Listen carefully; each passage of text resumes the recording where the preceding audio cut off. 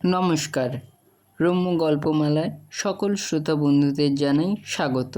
আপনাদের সাথে আমি রম্য মাইতি। আজ শোনাতে চলেছি সাহিত্যিক শঙ্কর মুখোপাধ্যায়ের লেখা হাসির গল্প আতরদানি। অঙ্কনে দিলীপ দাস, গল্প পাঠে আমি রম্য মাইতি। শোনাতে চলেছি আজকের গল্প আতরদানি। রজত এর আগে ঝক্কু মামাকে এত রেগে যেতে কখনো দেখেনি। রজত ঘরে ঢুকে দেখল ঘরের জিনিসপত্র ছত্রাকার। ঘরের তাবৎ জিনিস ওলট পালট করে আঁতি পাঁতি করে কী যে খুঁজে বেড়াচ্ছেন ঝক্কু মামা। আর বারান্দায় এক কোণে জড়সড় হয়ে দাঁড়িয়ে আছেন মামিমা। এই অবস্থায় মামিমাকে আলাদাভাবে ডেকে নিয়ে গিয়ে বৃত্তান্ত যা শোনা গেল তাতে তো রজতের আজ্ঞেল গুড়ুম।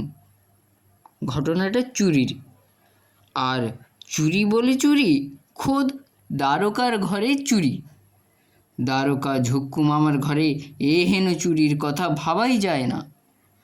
তাও আবার যে সে চুরি নয়, ঝক্কু মামার সাধের আতরদানি বেমালুম গায়েব। নজর পড়বি তো পড় আতরদানিতে। চোর আতরদানিটা নিয়েই সটকেছে। অস্থির ঝক্কু মামা রাগে দাঁত কিড়মিড় করতে করতে সারা বাড়ি দাপিয়ে বেড়াচ্ছেন। বাড়ির সকলেই ভয়ে তটস্থ। ঝক্কু মামার রুদ্রমূর্তির সামনে এখন এগোয় কার সাধ্যি? পরিস্থিতি সামাল দিতে শেষ পর্যন্ত রজতকেই সাহসে ভর করে এগোতে হলো। প্রথমটায় খানিক ইতস্তত করে ঝক্কু মামার আগুন ভাঁটা চোখে চোখ রেখে রজত জিজ্ঞেস করল, এত রাগারাগির কি হলো? রজতের ভাবটা এমন যেন সে কিছুই শোনেনি এ পর্যন্ত। ঝক্কু মামা তাঁর রাগ রাগ মুখ ফিরিয়ে বললেন, তুই কিছুই শুনিসনি তাই এ কথা বলছিস? শোন তবে, আমার এতদিনের রূপোর মোগলাই নকশা কাটা স্বাদের আতরদানিটা বেমালুম বেপাত্তা। রজত ঘর থেকে বেরিয়ে ঝক্কু মামার পেছন পেছন বারান্দায় এসে দাঁড়ালো। চারিদিকে একটা থমথমে ভাব। থমথমে ভাবটা কাটাতে রজত বলল, এখন রাগারাগির সময় নয়, মাথা ঠান্ডা করে ভাববার সময়। ভেবে দেখুন, আতরদানিটা শেষ কোথায় ছিল? কোথায় আবার থাকবে? আলমারির ভিতর। চাবি দেওয়া আলমারি, যেমনকে তেমন সব জিনিস ঠিকঠাক, শুধু রূপোর আতরদানিটা চুরি হয়ে গেছে। ঝক্কু মামার আগে ফুঁসতে ফুঁসতে বারান্দায় পায়চারি শুরু করে দিলেন। পায়চারি করতে করতে রজতের সামনে থমকে দাঁড়ালেন। থানা হলে ব্যাপারটা অন্যরকম দাঁড়াতো। কত চোর ডাকাত ঠেঙিয়ে চোরাই জিনিস, লুটের জিনিস উদ্ধার করেছি। এখন আমি করবোটা কি? ঠ্যাঙাবো কাকে? অবশ্য ঠ্যাঙানির ফার্স্ট রাউন্ডটা বাড়ির 12 বছর বয়সী কাজের লোক মোহনের ওপর দিয়ে অনেক আগেই হয়ে গেছে। ভয়ের চোটে মোহন তখনও মুখ নিচু করে কাঁদছিল। নেহাত রজতের দিদিমা ঝট করে এসে পড়লেন তাই রক্ষে, নইলে পুলিশের মারে মোহনের হাড়মাস আলাদা হয়ে যেত। দোষের মধ্যে মোহন বলেছিল, আতরদানি চুরি করতে যাব কোন দুঃখে? সোনা দানা পয়সা করি নয়, দামি জিনিসপত্র তাও নয়। আতরদানি কি এমন দামি জিনিস যে আমি চুরি করতে যাব? ব্যাস, ঝক্কু মামার রাগ গেল চড়ে। আতরদানিকে এত হেলাফেলা! ঝক্কু মামার মুখে ছুটল গালাগাল, সঙ্গে সঙ্গে এলো পাথাড়ি মার চলল বেধড়ক। মোহন অত শত ভেবেচিন্তে কিছু বলেনি। মার খেয়ে লটকে পড়ল বারান্দায়, আর সেই স্তক বসে বসে কাঁদছে। এটা ঠিক, একদিকে ঝক্কু মামা বদরাগী, আবার অন্যদিকে ঝক্কু মামা ভারী শৌখিন মানুষও বটে। কে না জানে সে কথা? মানুষের তো নানা শখ থাকে। পাখি, কুকুর, খরগোশ পোষা, ফুল গাছ কেনা, যত্ন আত্তি করে ফুল গাছে ফুলের বাহার, ছবি তোলা কিংবা বিদেশের নানা জায়গা ঘুরে বেড়ানো। ঝক্কু মামা বলতেন, ওসব মামুলি শখের মধ্যে আমি নেই।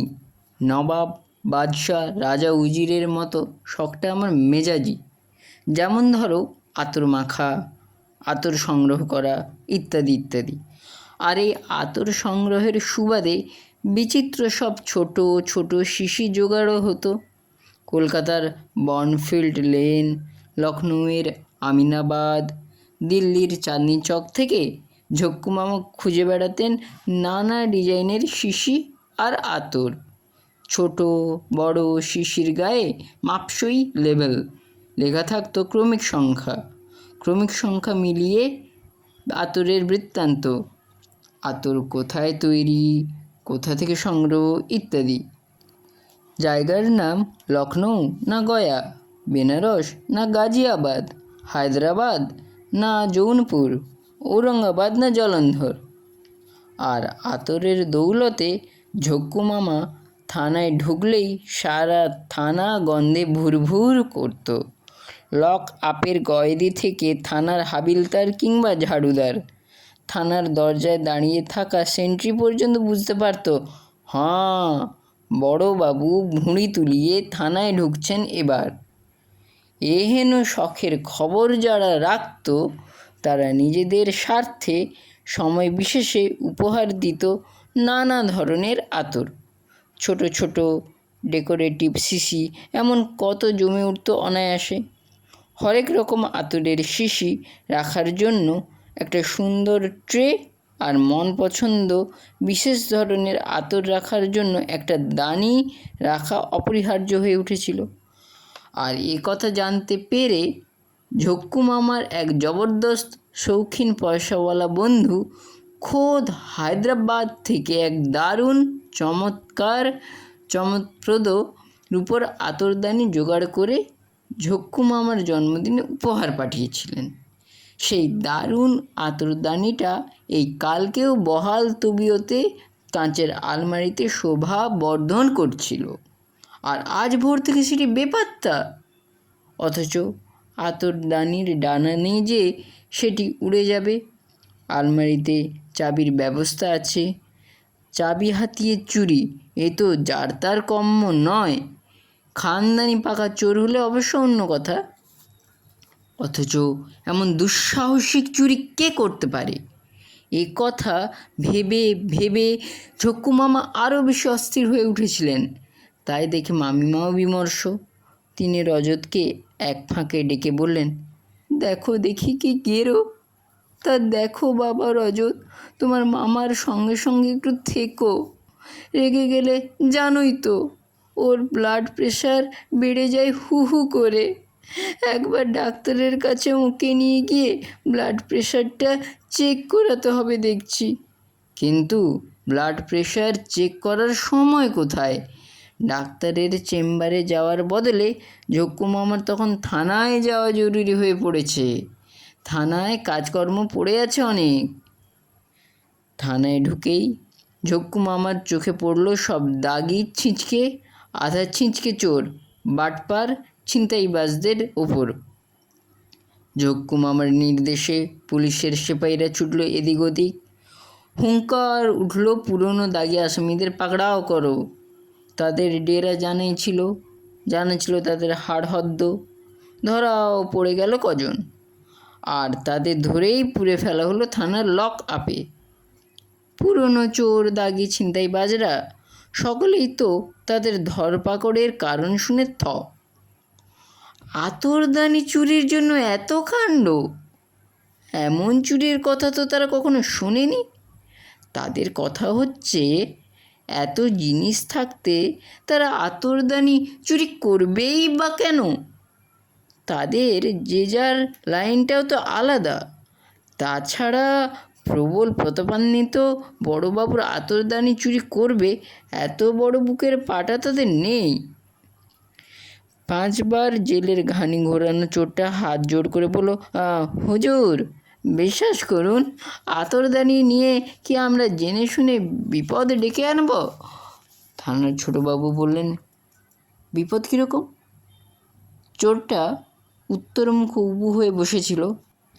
এবার পূবমুখ হয়ে ছোটবাবুর মুখের দিকে যেয়ে বলল, আচ্ছা আপনি বলুন হুজুর, আতর মেখে কি কেউ গেরস্ত বাড়িতে চুরি করতে যায়? আতরের গন্ধে তো গেরস্তের ঘুম ভেঙে যাওয়ার কথা। আর তখন স্যার। বটেই তো, থানার ছোটবাবু মাথা নেড়ে বললেন, ঠিক কথা। আতর মেখে লোক বিয়ে বাড়ি যায়, গান বাজনার জলসায় যায়, থিয়েটার কিংবা যাত্রা দেখতে যায়, কিন্তু চুরি করতে যাওয়ার সময় আতর মাখা? না না, এ অসম্ভব ব্যাপার। বরং গেরস্তর ঘুম পাড়াবার জন্য ক্লোরোফর্ম মেখে গেলেও না হয় কথাটা বিশ্বাস করা যেত, কিন্তু আতর মেখে চুরি? তাজ্জব ব্যাপার। হঠাৎ আর একজন দাগি ফোড়ন কাটল, আজকাল স্যার আতর মাখা উঠেই গেছে। কথাগুলো শুনেই ঝক্কু মামা আবার চোখ পাকিয়ে উঠলেন। আর তাই না দেখে ইয়া এক তাগড়াই সেপাই, নাম ছোটেলাল, তেড়ে এলো হাতের মোটা বেতের লাঠি বাঁকিয়ে। ফেন বড়াবাবু কা মুখের ওপর চপা। ঝক্কু মামার দিকে একবার তাকিয়ে বলল, দিব নাকি স্যার পালিশ করে? অবশ্য পালিশ শব্দটি শুনেও চোরটি সিপাহীর কথায় আমল না দিয়ে বলল, আমাকে স্যার সরল মানুষ পেয়ে পালিশ করবে বলছে, তা বলুক, তবুও আমি হক কথা থেকে একচুট নড়ব না। ছোটবাবু পরিস্থিতিটা সরল করার জন্যে বললেন, কি তোমার হক কথা বলে ফেলো। চোর বলল, স্যার কানের খাঁজের তুলোয় আতর লাগিয়ে ফিটন গাড়িতে আদ্দির পাঞ্জাবি আর শান্তিপুরি ধুতি উঁচিয়ে বাবুদের সেই সব দিন কবেই উধাও হয়ে গেছে। এখন তো সব ইমিটেশনের যুগ। ঝক্কু মামা চোরটার মাতব্বরি সহ্য করতে পারলেন না। থানার ছোটবাবুর মতো তাঁর অত নরম মেজাজও নয়। চেয়ার ছেড়ে উঠে চড়াস করে এক চড় কষিয়ে বললেন, জ্ঞান দিচ্ছিস পাজি, বদমাস কোথাকার! তোকে লেকচার দেওয়ার জন্য এখানে নিয়ে আসা হয়নি। বল শিগগিরই আতরদানি কোথায় লুকিয়ে রেখেছিস, নইলে তোর একদিন কি আমার একদিন তোকে মারের চোটে বিকানিরের পাঁপড় বানিয়ে ছাড়বো। কথার ধোঁয়া ছড়িয়ে মনে করছিস মন অন্যদিকে নিয়ে যাবি? চোর চরটা খেয়ে গালে হাত বুলে বলল, আপনি ঝুটমুট মারলেন স্যার। তারপর সে ছোটবাবুর দিকে করুণ দৃষ্টিতে তাকালো, বলল, আপনি বলুন স্যার, চোরাই বাজারে চোরাই আতরটা কিনবে কে? কে এমন খদ্দের আছে চোরা বাজারে আতর কিনতে যাবে? ছোটবাবু মাথা নেড়ে বললেন, বটেই তো, এ তো ঘড়ি আংটি নয় যে বেচে দেবে। আর সত্যি আতরদানি কিনবেই বা কি? বড়োবাবুর সঙ্গে ছোটোবাবুর চোখাচোখি হতে ছোটোবাবু বললেন, তবে একটা কথা না বলে পারছি না। বলে ফেলুন। কথার ধরন দেখে মনে হলো ঝক্কু মামার মনটা হয়তো বা একটু নরম হয়েছে। সেই আন্দাজে আর একটা টিপস ছাড়লেন ছোটোবাবু, এসব শখের জিনিস কিউরিও শপ পর্যন্ত গড়াতে পারি। দেখুন গো, চোরাই জিনিস হয়তো কিউরিও শপেই কেউ গুছিয়ে দিয়েছে। ছোটোবাবু কিউরিও শব্দটা এমন মজা করে উচ্চারণ করলেন, তা শুনে একটা বাচ্চা চোরে খিক খিক খিক করে হেসে উঠল। ব্যাস, আর যায় কোথায়? সপাটে ঝক্কু মামার হাতের তেল চকচকে বেতে লাঠি গিয়ে পড়ল চোরটার পিঠে। হেঁকে বলেন, সাপের হাঁচি বেদে চেনে, আর চোরের হাসি পুলিশে চেনে। লাঠি উঁচিয়ে তেড়ে এসে বললেন, বল শিগগির আমার আতরদানিটা কোন কিউরিও শপে বেচে খুক খুক করে হাসছিস?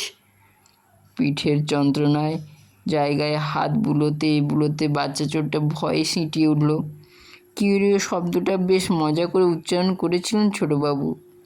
শব্দটা শুনে মনে হলো যেন পাখি ডাকছে, অথচ কিউরিও শব্দটার কী যে মানে তাও সে জানে না। হাত জড়ো করে ছোটো চোরটা বলল, আমার লাইনটাই আলাদা, কিউরিও লাইনে আমার স্যার ঘোরাফেরা নেই। ঝক্কু মামা দাঁত মুখ খিঁচে বলেন, তাহলে তোমার কোন লাইনে ঘোরাফেরা আছে চাঁদু? কর্ড লাইন না মেন লাইনে? ডেপোর ছোকরা কথাকার! চোরটা মুখ নিচু করে বলল, আমার স্যার হাত সাফাইয়ের লাইন, গুরু এছাড়া কোনো লাইনেই আমার ট্রেনিং দেয়নি স্যার। ঝক্কু মামা হুঙ্কার দিয়ে উঠলেন, শহরে যত কিউরিও সব আছে সব কটাতে তল্লাশি চালাও বলে লাঠি ঘোরাতে ঘোরাতে থানা থেকে বেরিয়ে পুলিশের জিপে উঠল। এদিকে একদিন যায়, দুদিন যায়, আতরদানির খোঁজ আর মেলে না। আতরদানির শোকে কাতর হয়ে থানা থেকে বাড়ি ফিরে ঝক্কু মামা গুম হয়ে থাকেন। 2 দিন পেরিয়ে 3 দিনের মাথায় ঝক্কু মামা আর ধৈর্য ধরতে না পেরে নিজেই কিউরিও শপে ঘুরে বেড়াতে লাগলেন আতরদানির খোঁজে। ঝক্কু মামা বাড়িতে কারো সঙ্গে কথা বলেন না, খাওয়া দাওয়া তাও প্রায় বন্ধ। এমন যখন এক হযবরল অবস্থা। এমন সময় একদিন বিকেলে রাস্তার মোড়ে রজতের পাড়ার দীনবন্ধু স্যাকরার সঙ্গে দেখা। দীনবন্ধু স্যাকরা রজতকে সেই ছোট্টটি থেকে দেখে আসছে। রজতের আজও মনে আছে দিনুদার সেই বাঁকানো লম্বা পেতলের তৈরি নলটার কথা। নলের ভিতর ফুঁ চালিয়ে পিদিমের আগুনের ওঠা পড়ার খেলা। ফুঁয়ের কায়দায় আগুনটা আশ্চর্যভাবে চারিয়ে যেত। সোনার গয়না ঘুরিয়ে ঘুরিয়ে দিনুদা গয়নায় ফুল তুলত, ছিলে কাটত। ছোট্ট হাতুড়ির আওয়াজ উঠত ঠুক ঠুক। ছেলেবেলায় দিনুদার এই হাতের খেলা দেখে রজত অবাক হয়। অবশ্য দিনুদার সঙ্গে এ পাড়ার রজতের সমবয়সী ছেলেদের ভাব ছিল অন্য এক কারণে। যে সময় রজত আর রজতের বন্ধুরা দিনুদার দোকানে গুলতানি করত, তখন এখানে আসার লোভটা ছিল অন্যরকম। আর সে লোভ ছিল ব্যাটারি ট্রানজিস্টারের ছোট্ট সেটের সামনে একসঙ্গে বসে হই হল্লা করতে করতে ফুটবল খেলার রিলে শোনা, আলোচনা করা। মাঠে যাওয়া তখন দূরস্ত। ধারা বিবরণী শোনার টান টান উত্তেজনায় দিনুদাও ওদের সঙ্গে ছেলে মানুষ হয়ে যেত। আর এই হই হল্লা করা আবার একদমই পছন্দ করতেন না মেজো মামা। তার এক মুদ্রা দোষ ছিল, সেটা হলো কথায় কথায় বলা ঝকমারিতে পড়া গেল। আর এই কুলতানির আসরে মাঝে মধ্যে মেজো মামা উদয় হয়ে সমস্ত আনন্দটা যেন মাটি করে দিতেন। রজতের কানটা ধরেই ধমক দেওয়ার মধ্যে, আচ্ছা ঝকমারিতে পড়া গেল, কথাগুলো উচ্চারণ করতেন অভ্যাসবশত। আর এ থেকে রজতের মেজো মামার কোড নাম চালু হয়ে গেল ঝক্কু মামা। সেই থেকেই বিল্টু, গজা, লোটন, ফটিক মেজো মামাকে আসতে দেখলেই রজতের গায়ে ঠেলা দিয়ে বলতো, এই রে ঝকমারি আসছে। আজ রজতকে দেখে দিনুদা বলল, আরে রাজু ভাই যে, শোনো শোনো, তোমার সঙ্গে একটা ভারী গোপন কথা আছে। রজত দিনুদার কথা বলার ভঙ্গি থেকে আশ্চর্য। মনে হলো কথাটা শুধু গোপন নয়, ভেতরে ভেতরে যেন এক দারুণ রহস্য লুকিয়ে আছে। রজত কাছাকাছি আরও ঘন হয়ে আসতে দিনুদা বলল, আগে প্রতিজ্ঞা করো কথাটা কাউকে বলবে না। কি এমন কথা দিনুদা? কথাটা সাংঘাতিক, ফাঁস হয়ে গেলে দারুণ গৃহযুদ্ধ শুরু হয়ে যেতে পারে। আহ দিনুদা! রজত এবার সত্যি অধৈর্য হয়ে উঠল। কথাটা কি? উত্তেজনায় রজতের গলার স্বর কাঁপছিল। শুনলাম তোমাদের ঝক্কু মামার আতরদানি নাকি চুরি হয়েছে, তাই ধুন্ধুমার কাণ্ড বাঁধিয়ে তুলেছেন তিনি। সন্দেহ করে মোহনকে পিটিয়েছেন চোর বলে। কে বলল তোমায়? কে আর বলবে, মোহনই বলেছে। ছি ছি, এ ভারী অন্যায়। কি যাতা বলছো? দিনুদা ফিসফিস স্বরে বলল, আতরদানিটা কিন্তু চুরি যায়নি, চুরি করা হয়েছে। বলছো কি? হ্যাঁ, যা বলছি মন দিয়ে শোনো। প্রতিজ্ঞা করেছো কিন্তু, কাউকে বলবে না এই কথা। দিনুদার দোকানের দেওয়ালে ইয়া এক হলুদ ছোপ টিকটিকি শব্দ করল। Tick tick tick. রজতের বুকে উত্তেজনায় যেন হাতুড়ির ঘা পড়ছিল। ইচ্ছে হচ্ছিল এক ঢোক জল খেয়ে নিজেকে একটু সামলে নেয়। রজত বলল, ঠিক আছে, আবার প্রতিজ্ঞা করছি, কাউকে বলবো না, বলবো না, বলবো না। এই 3 সত্যি রইল আমার। দিনুদা আবার তার রহস্যময় গলায় ফিসফিস করে বলল, তোমার মামি, মানে তোমাদের ঝক্কু মামার গিন্নি রূপোর আতরদানিটা গালিয়ে। রজত আঁতকে উঠল। বলছো কি? কি গালিয়ে? এ কি সাংঘাতিক কথা রে বাবা! চমকে ওঠো না, আরও আছে। তারপর? জানোই তো, গয়নাগাটির উপর মেয়েদের বরাবরের ঝোঁক। তার ইচ্ছে হলো আতরদানিটা যখন আলমারি সাজানো ছাড়া কোনো কাজেই লাগছে না, তখন ওটা গালিয়ে রূপোর উপর, আজকালকার ফ্যাশন, সোনার জল করা চুড়ি পরবেন। আর সে চুড়ি রূপোর আতরদানি গালিয়ে হয়েও গেছে। বলো কি দিনুদা? বোনের বিয়েতে পরে যাবেন বলে তাড়াহুড়ো করে চুড়িগুলো আমাকেই গড়াতে হয়েছে শেষ পর্যন্ত। উফ, কি সাংঘাতিক! এখন বলছেন গতিক সুবিধের নয়, চুড়িগুলো বেচে দিতে হবে। রজত বলল, তাহলে দাঁড়াচ্ছে হাতরদানির চুড়িটা মামিমাই করেছেন। তাহলেই বোঝো ব্যাপারটা। তিনি মনে করেছিলেন ব্যাপারটা সামলে দেবেন। হাজার হোক ঝক্কু মামার ছোট শ্যালিকার বিয়েতে একটা চমক, এই আর কি। ছোট আতরের শিশুগুলো আগেই পাচার করেছেন বাপের বাড়ি, হবু জামাইকে উপহার দেবেন বলে। রজত মনে মনে হায় হায় করে উঠল। ঝক্কু মামা জানতে পারলে তো পিটিয়ে ছাতু করে দেবেন দিনুদাকে। দিনুদা এবার মুচকি হেসে বলল, এ তো চোর ডাকাত নয়, নিজের স্ত্রী। নিজের স্ত্রীকে তো আর চোর বলে গায়ে হাত দিতে পারবে না, কি বলো? এতক্ষণ পরে দিনুদা বেশ বড় করে অ্যাক্টিভ নস্যি নিয়ে হাসি হাসি মুখ করে চেয়ে রইল রজতের দিকে। রজত আর কি বলবে? ফ্যাল ফ্যাল করে সে দিনুদার হাসি হাসি মুখের দিকে তাকিয়ে রইল। হলুদ টিকটিকিটা আর একবার শব্দ করে উঠল, টিক টিক টিক। কেমন লাগলো আজকের এই গল্প?